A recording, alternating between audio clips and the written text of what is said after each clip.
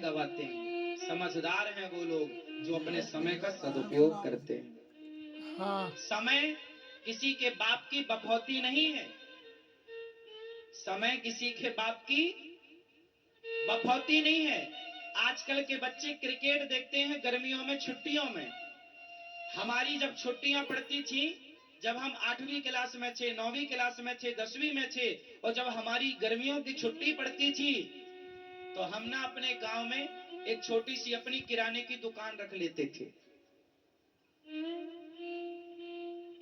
और 2 महीने ना पैसा कमाते थे, और 2 महीने का कमाया हुआ पैसा साल भर अपने कॉपी किताब में, अपने खर्चे में काम आता था। बाप से नहीं मांगते थे, पता था हमारा बाप देते ही नहीं था।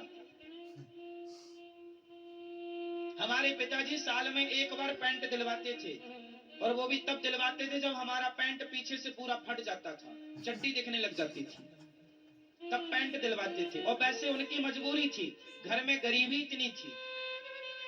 बचपन में हम भीख मांगा करते थे, उनकी भी गलती नहीं थी। पहले तो लगता था पिताजी पैंट भी नहीं दिलवाते, पर अब समझ में आता है कि तब वो गरीबी थी। गरीबी इतनी थी कि हम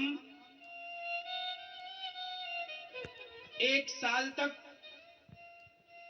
वृंदावन जाने की जिद करते थे। हमें वृंदावन भेजो, भागवत पढ़ना है, पिताजी से बोले।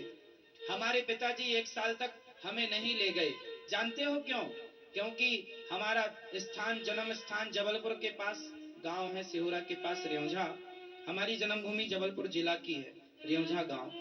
हमारे पिताजी के पास जबलपुर से वृंदावन तक का किराया नहीं था, तो केवल ट्रेन का किराया ना होने के कारण हमारी 1 साल बिगड़ी थी। 1 साल की पढ़ाई छूट गई।